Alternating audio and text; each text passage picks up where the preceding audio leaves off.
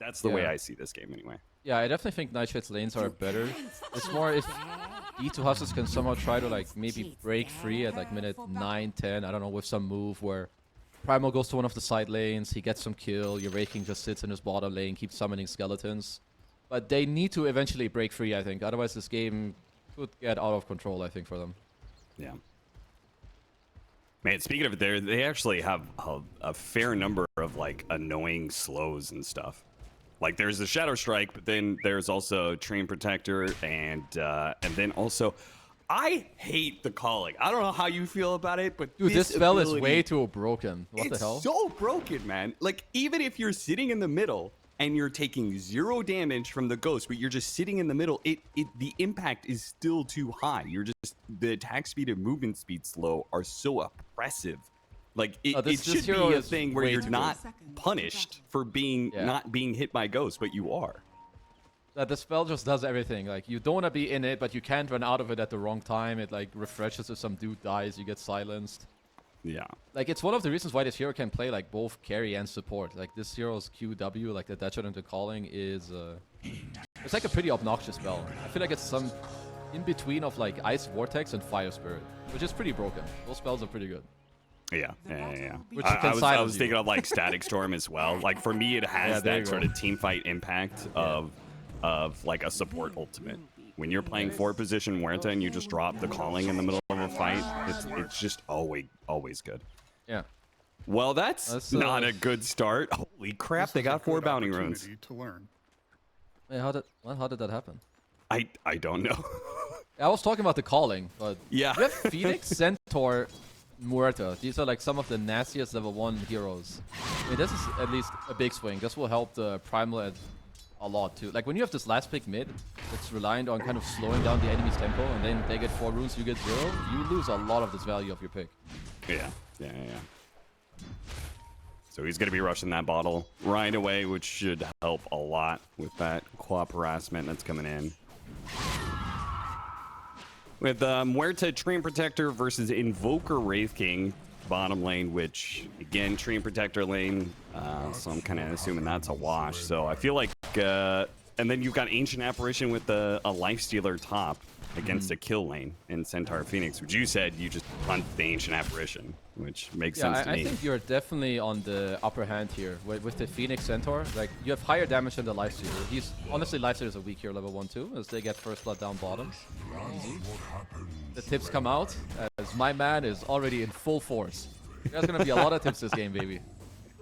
Oh, so it was the Train Protector. I think the it's person him. to watch out for. It's the +5. You know, it's not too often that the position 5s are the big all chatters. You know, that's true. Funny. It's so true. That means he's really a special character. He is built different. This guy is definitely built different. But yeah, top lane, like you can get level 2 earlier. I think you can kill the AA. You will also outtrade the Nakes, and eventually, if you just want to peace out on the Phoenix, Lifestealer does not touch a Centaur when he gets close to Vanguard. Like he just tickles him. Yeah, and he also started off with double Ring of Protection, so yeah, really amped up against the Lifestealer.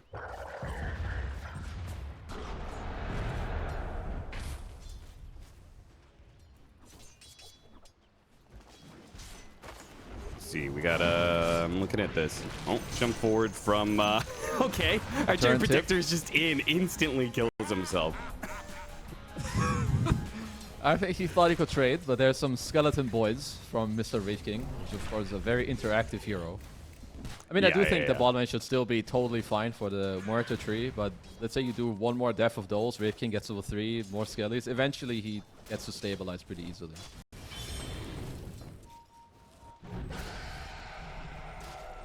Yeah, those skeletons are pretty intense now.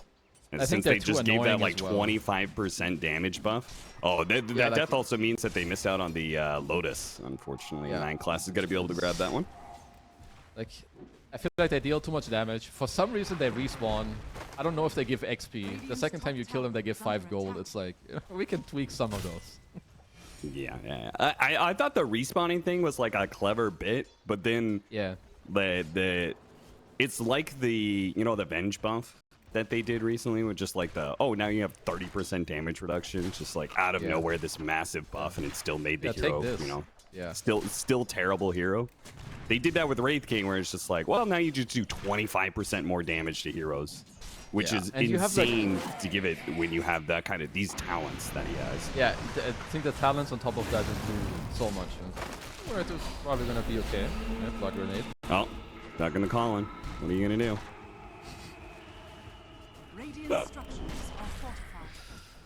Well, as it stands, Muerta is going to be pretty happy. Top of the board, Quap, top of the board as well. 23 and 10. Mini Orc is having a perfectly fine time, and they killed the Lifestealer in lane. So things are going great for Nightshade when it comes to these laning phase, and that's this is with them having lost 4 bounty runes. Like the Quap is beating the hell out of the Primal Beast mid, as expected. You know, maybe 4 bounties could have changed that. They're doing well top. I think apart from just like one small misplay bottom, they're kind of chilling in their lanes. Yeah. I love Mini Orc's build too. Just like full-on lane domination. Yeah. 2-0-2, no focus on the blink whatsoever. They trade out. Divine Llama actually gets the kill on the Muerta first. The big crit coming in. And, I mean, if you're able to trade in a lane like this, you got to be happy. Yeah, I think you're definitely happy as the Rage King in this. Like, if you just get some kind of injected gold or whatever XP it may be, this lane can get rough for the Muerta. You get a little room to be able to get some pulls in as well. Primal Beast is just half juggling at this point because not much else you could do. Yeah, I feel like this is just another thing that I feel Primal just does a lot better than, or I feel like Primal doesn't have that many weaknesses. Like, he has a Dispel later himself, he can farm jungle, he can roam, lanes well. Some bottom tree and just going to town. That's okay. I guess that's another one of those buffs, the Nature's Grasp, where it acts like trees. Just another like crazy buff to a hero that was like underutilized for a while. Shen has to use his rage again to be able to get away. Just so heavily pressured by this Phoenix Centaur. I feel like this... I'll have to wait a little bit to make up my mind about this Orb of Corrosion, but I think this Corrosion on Lifestealer is probably a misbuy. I don't think you can win this lane. So like double downing on items to do that and then you still can't win. I think it can slow down your game a lot. Primal Beast gets a big hit here, but is it going to be enough? Because he's slowed down so much, his Trample's just not getting the damage he needs to finish off the Stream Protector. The push away Sonic Wave gets the kill on the Primal Beast. Stream Protector lives, and they get 9 classes. Mini Orc levels up his Blink to pick up that kill. So they're running away with it now, at least when it comes to the kills. Not that far ahead when it comes to overall net worth, but I guess part of that is that big bounty rune exchange that happened. Oh, really nice job by Quab. Like, he's up more than 1k gold. His build, as you mentioned, it's good. He's also got the Falcon Blade. You give yourself more regen, more HP as well. It's harder for you to die. Into the treads now. Looks solid to me. Do Quaps ever go the Witchblade item? I think there's some that do it, but generally what I see is like some Kaya into Ags seems the most normal. He's going to chase after him. He could have used that onslaught to try and chain the Cold Feet, but instead goes for the chase after the blink, and it works. He gets the kill on the Queen of Pain, forces some rotations. See if he's able to get out. Trees out of spells, and Kizco, if he wants the kill, he's going to have to dive for it, and that's pretty risky, so they're going to give up. A pretty nice play. I did not think that could happen, and now Muerta is alone. Oh, yeah. Muerta totally alone, and sliced down by Divine Llama. That's a big deal. First you lose your mate, now they have to rotate, try and help him. Now you also lose your safe laner in the meantime, and I think there's a lot of pressure as well, like going on this bottom tier 1. Like, he has skeletons next when the Muerta comes back. If they're not careful or he comes back and they kill him again or pressure him, I think they're really slowing down this game a lot. Yeah, it's so crazy. The snowballing effect of like Wraith King getting a kill, and then he gets, as you said, all these last hits to guarantee skeletons. If he gets another kill, it's almost guaranteed the tower. Fortunately, the Stampede is there to help protect, and they'll be able to reset a little bit, but it does leave this tower totally exposed, and Sayo may still die. Stoic almost catches him. Still hit him with a couple Ice Vortexes there. But now you're coming back as a Treant Protector, but your tower's already dead. Yeah, I mean, even though they didn't kill him, this is In my book, this kind of counts as a kill. Sure, you didn't get the goal for it, but he's like out of the lane. He's not getting any of these creeps. He has to like fall back from some jungle level 5 more. So he's not happy. Yeah, sure he is like desperate to try and save it, but it's just not gonna happen. Too much presence here. Got a good war to get some earn charges. He has drums queued up on the Invoker. I kind of like that. I think the movement speed is good in this game, but mainly if you ever find the Phoenix, you just drum your team. It's easy to kill. He was so close to grabbing him. He used the tumbler toy and was midway through the animation of Pulverize, but now he's used all of his mobility. That Ice Blast is worn off, and the Quap is going to chase after him. Gets in range, Sonic Wave, and it's enough. I mean, that was really tight. I'm not quite sure if the Queen would have died. Perhaps he would have, but that was close, and it kind of bites him in the ass. Yeah. Well, the upside for Nightshade, they may have lost that bottom tower, and Wraith King's definitely going to be running away with it, but may be able to get this mid tower, take it away from the Primal Beast off this winning matchup for the Quap. Yeah, like the mini orc on the Quap, he is doing a lot, and I think he's going to have to continue to do so, because I think this is exactly, like, if you want your Wraith King to do a lot, he needs this network. He probably has more than he should, so it's like some 12-minute radiance, and then the hero's actually really scary. Well, let me make sure there's not going to be a kill here. Stream Protector chasing after this Invoker. He's not careful. The Vahilama will surprise him from that high ground. Gets bumped up to that high ground by the Primal Beast, and sure enough, the Vahilama is served up. Doesn't get the kill. 9 class picks that one up, but they're just moving as a full unit into this mid lane, defending their tower and lessening the impact that Mini Orc is hoping to have at this point in the game. Yeah, also, I mean, the good thing now for D2 Hustlers is that Chad kind of recovered like his early laning stage. If no one moves to the centaur top, I think he will just get to continue to stay here on the Lifestealer kind of forever. Which is your dream as Lifestealer. Like, if they don't kick you out, you just stay there and you try to kick out the enemy offset. Trying again. Yeah, and eventually that over corrosion might pay off to get a good kill on the Phoenix, though. Once again, trying to hold this tower, and their Nightshade's really desperate to pick it up. And at this point, it's probably just going to get denied. Sure enough, Primal Beast will take that little bit of extra gold needed, as after all, he's the low one on the net worth. That's okay, as long as he's making space for his cores. Shad's pretty damn happy with the way this is going. Pops the Rage, actually gets through that stun, and just makes the Centaur's life a little bit more miserable. Might be a big fight up here. Kind of both teams trying to reinforce. Yeah, they'll just pick up the free kill on the Ancient Apparition. Stoic, caught out by the Invis Rune.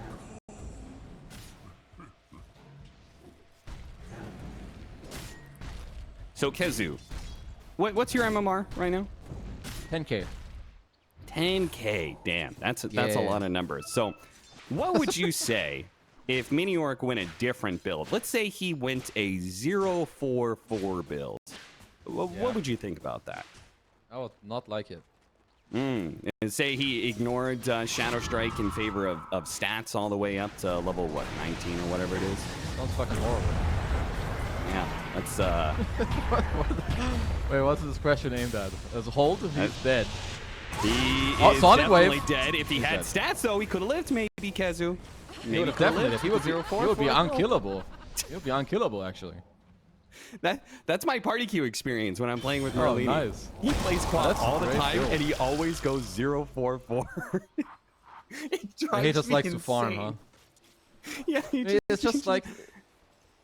It's just the type of players that will only worry, like, about themselves, right? But if you can dump the enemy while free farming, you should take that route. I like that one. Yeah. I always say, Ben, what about your Ags? You have an whole Aghanim Scepter to upgrade your queue. Why? Codex is going to die here in the top lane. Things are really beginning to turn against Nightshade now. As I mean, that is the problem with the lineup that is pretty, like, supposed to be lane dominant, and a hero like Quap that, as you said, is supposed to kind of like keep rolling with it and stomp the enemy. Once you lose that momentum, it maybe goes away for good. Yeah, I think D2 Hustlers definitely have been outplaying them. Like, when it comes to the map, they slowly got this mid tower, but they didn't even get it. It got denied. I think with Centaurs, like, slowly struggling up top. I think it started with the Wraith King down bottom, because Dalai Lama, he's gonna be real fat this game. He's got a Radiance. He's gonna live down here forever. He's gonna keep summoning skeletons. When he has Blink, he can kind of start ramping up the game as well for his team. Yeah. Which means that we're going to get a point where there is 3 cores that, jumping and as Muerta, you are getting jumped on, but you also don't want to do damage to them, right? Like, one of them has Rage, another one has Blade Mail, and the other one has Blade Mail and eventually that Axe in the Primal Beast that we're talking. So it's just... This is a really, really hard carry Muerta game, as you would expect from a first pick carry Muerta. Yeah, he's gonna need to, like, I think you're gonna have to farm until you get like a pike or something, and when you see them, you have to kind of rely on that and the Stampede to kind of reposition you. And your team can't really make plays until the Centaur gets Blink, which is why I feel like you kind of had to help him earlier. I mean, now it is what it is, so you're gonna have to help him try to get his Blink, because without that, you have no moves on the map. Like, as Queen, you're gonna feel helpless until you help your bro to get this dagger. Yeah. Because we got this Quap that's online, we have Supernova ready to go, but we can't really activate those abilities. Especially with, you know, Wraith King and Lifestealer, which are pretty sturdy cores that pretty hard to kick out on lane unless you have that source of initiation, like real good team fight.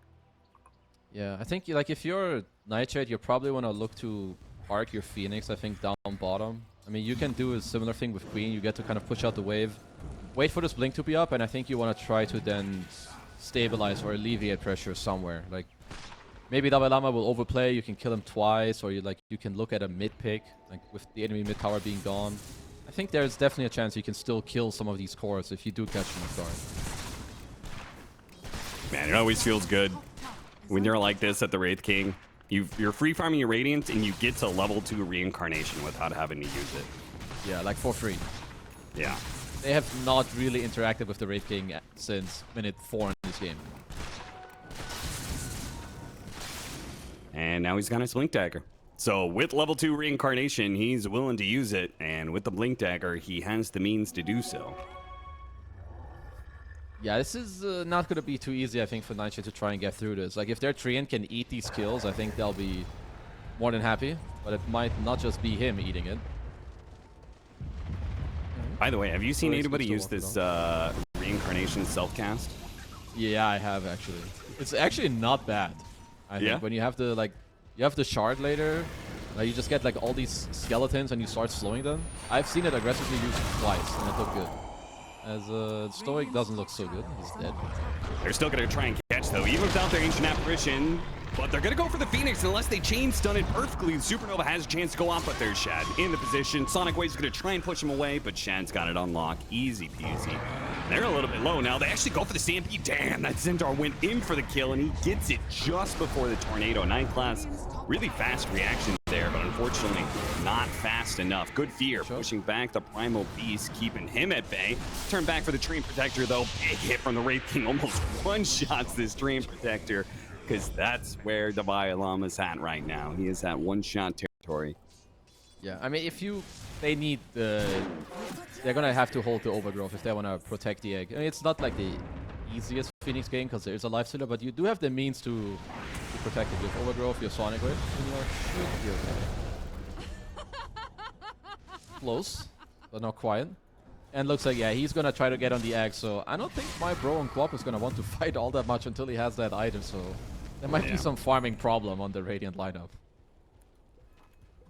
Yeah, that's not what you wanted to hear if you're Nightshade planning out this draft, is having a farming problem and map problem at 17 minutes. Like they were supposed to be the ones owning the map and having, 60% of the map owned, and that would allow their supports to scale up. But sadly, Kizco is going to have a hard time getting this Midas because he's got to give away to his cores who also need their items. Yeah, because you're gonna have at least 4 heroes who are gonna want to kind of hit creeps. Yeah. You're doing that against like 2 heroes that can hunt you, or at least Invoker's gonna run around ghost walking, your skeletons pushing waves, and if the Primal and Wraith King find anyone, you're probably just food. So you're gonna have to play some dodging game here if you're Nightshade, I think, for at least a little bit. It's funny how Invoker, Treant Protector, basically support's kind of doing the same thing. They both Yeah. invis and walk all over your side of the map, so it's just hard to make plays. Harder when you're behind is the problem, right? Sure. Like you can't make good smoke ganks that, you know, give you a chance of coming back to the game because you most likely run into that invis hero. Seo's going to be in a bit of trouble here. Pushes back to Llama. The pressure on the tower. Not going to happen. They're actually going to go for the Invoker kill in the back here. The Ice Blast going to land onto the Treant Protector. He tries to use the Stampede to get away. Covered by the Supernova. He's got a TP. And he's maybe going to try and hide out in the trees. Okay, goes to the TP now. Kisco is going to die. So, trading out. Support for support, but I mean, not the worst considering the space. You put all those heroes of D2 Hustlers there in the top part of the map. Not the worst. Yeah, honestly, not that bad. You force him all there. You get some kill in 9 class. I think he's like, you know, he has decent levels. He's level 10. He has decent net worth. I think you're okay with it. At least Shad. I think the worst thing you can do is like over rotate. As I didn't see it until now, but he has a blade mail on Lifestealer. I don't know what I think about it now. Maybe it's about some Muerta. You run at him later and he actually hits himself. Is this what I mean, he will buy a BKB, but yeah. First time seeing a blade mail Lifestealer. First for me. Yeah. That's a first for me too, but I'm not surprised. I wasn't. So he's got 6 seconds of rage, and he's got 5.5 seconds of blade mail, and he can infest for a little bit and then come out and rage again. When does the Muerta feel good about Pierce the Veil against Lifestealer in this game? Yeah, I'm not sure. Give it a while. It's Give never. it a couple items. Yeah. Let me see. So it looks like Dalai Lama is going to go for the Manta style against the Treant and to help you with your map. I mean, I don't know if they need more map clear, but sure. It will feel good. And I would assume that eventually, when they have a good map state, maybe one more item, maybe some Desolator on Lifestealer or the completed Manta, I think they can start looking at some... Is this what Sunsfan warned us some about? Roshan. Big Roche time. Another thing Wraith King does for you. Yeah, it looks like Lifestealer will not want to buy Deso. He's queued up a Satanic. Okay. I mean, he can kind of just stay in the fight, I think, for a long time. It gives him a Dispel as well against the Treant. So it's like a... I think it's like a better version of Manta style to buy Satanic this game, because it gives you the Dispel you want, but it like in a more aggressive manner. So I kind of like that. Codex, nice. Quick blink away. Missed out on the Infest gank, but these folks from D2 Hustlers, I mean, they're pretty low committal. They could just try, see if they get it. If not, back to farming the jungle that they have full control of. They're going to try again here on Mini Orc, but he's going to be blinking away. I do like this aggressive ward. Like, I think the map is like so big, you need to try and get like some of these sneaky wards out, or like some of these creep camps. I think the steep one down bottom is good, because if you're D2 Hustlers right now, you're okay with just farming, but you want to try to sneak in like a few kills here or there. Like this Quap and Centaur, you can't just allow them to farm everywhere, so you still need to be on the lookout, like get some kill, maybe some tower pressure, and like, you know, keep up the speed.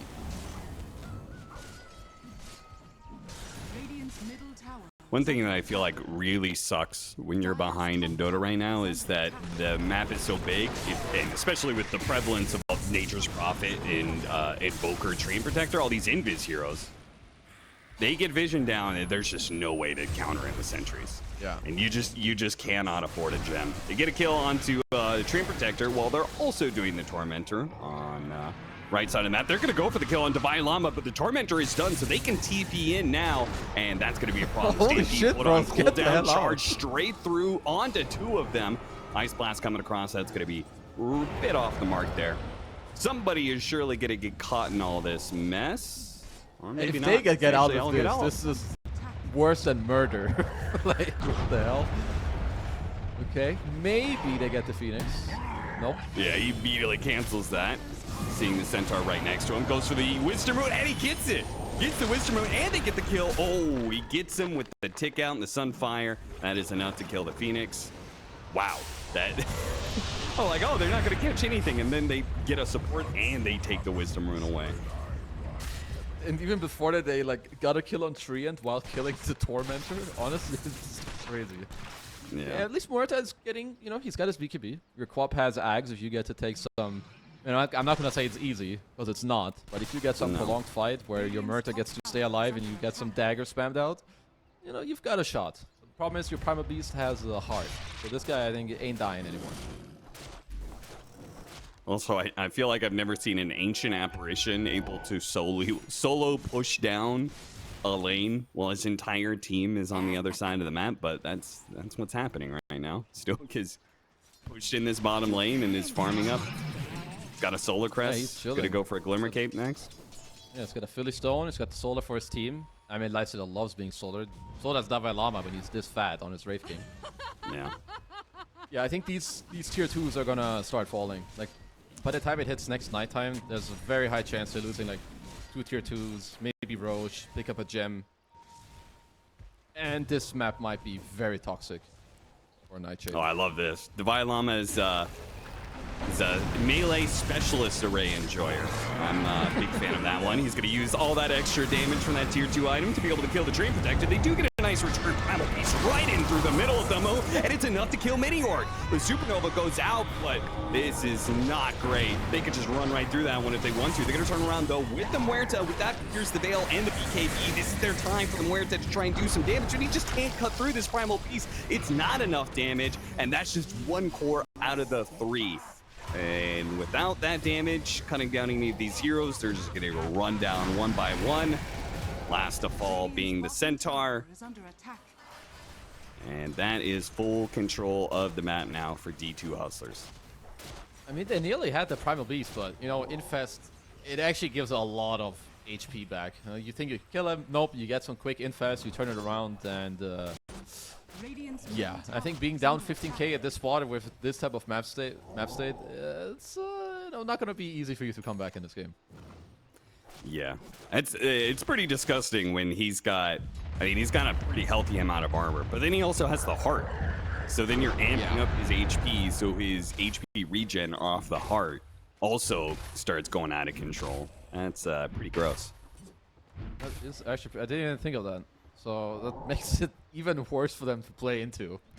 You know, you've got the Solar Crest maybe to pump out as well, and not only is it harder to kill your Primal, you've got the Satanic on Shad. I don't really see how he's dying. So you're playing into like 3 cores that will keep throwing their bodies at you, and I don't really know if you want to kill either of them. Wraith King's got 2 lives, and the other 2 are just beefy boys.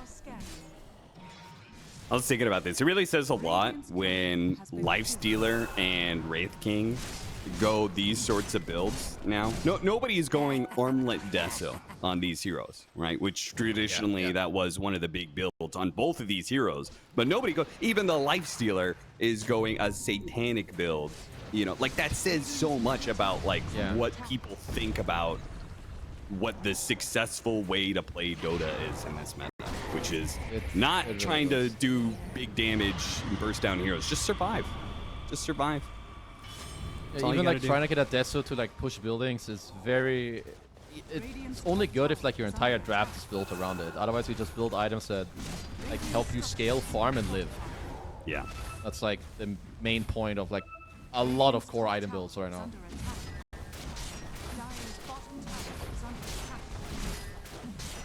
It's going to be the first of the tier 2s to crumble for Nightshade, and oddly not the last. And it looks like they're going to take their Tormentor too.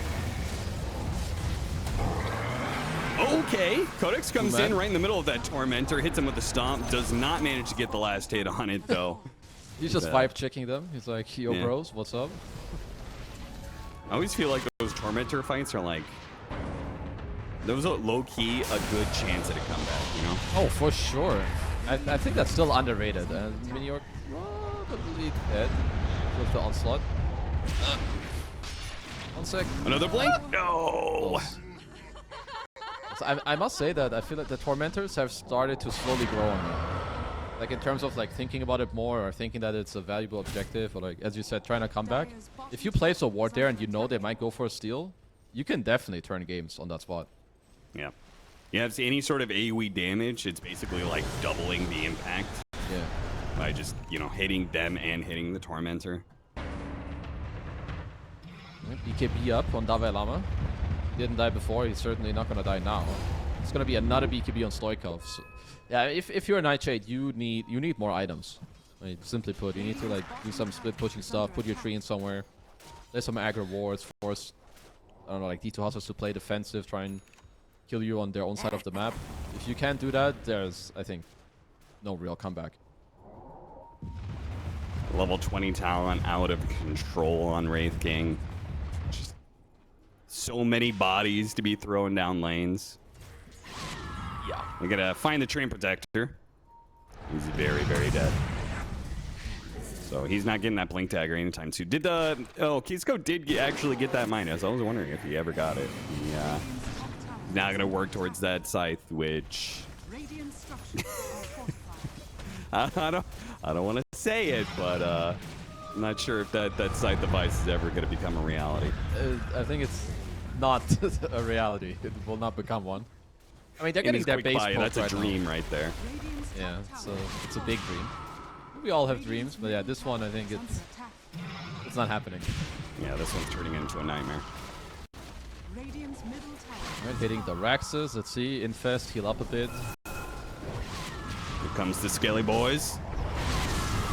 Okay, they actually might have... Oh, nice Sonic Wave to push back the Primal Beast. Stop the chain stun there. Gets hit with the IS Blast, but they do manage to bring down the Wraith King once. Codex trying to set up for a second time around. The Overgrowth attempts to go out. Slams just keep coming from this Primal Beast, knocking these heroes out. BKB goes out from Sail. They can't touch him for now, but Pierce the Veil finally falls. Oh, the Sunstrike right on point from 9 class. Beautiful stuff. Strikeoff going back in. One kill. Yeah, right. He just doesn't give a damn. He still had his BKB, so... Oh, he's fine. What a monster. I mean, even just the EMP at the start of the fight, it clipped like 3 heroes. I'm pretty sure it clipped both Phoenix and Treant as they wanted to cast their ults. They ran out of mana. Sunstrike is on point. Yeah, I think you're losing your base, my bros.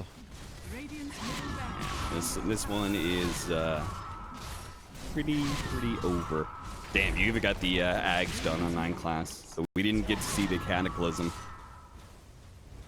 I mean, this game's already a nightmare for Radiant. I don't know if they want to see it either. There's even an Ags on Dalai Lama, like if you get to kill someone. I mean, you'll see the Cataclysm even if they burst the Invoker.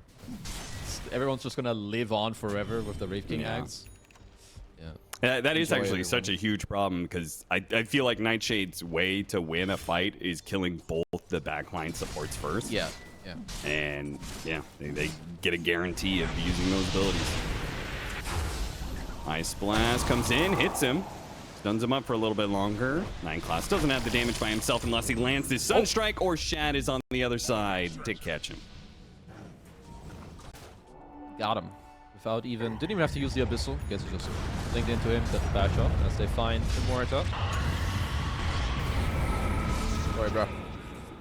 You did. Blade mails. I think, you think this item is gonna get looked at? You know, I'm kind of sad because I think it's the one part of this meta that I do actually kind of enjoy is that Blade Mail is feels like a good item where it has largely been bad and I think underused throughout the years.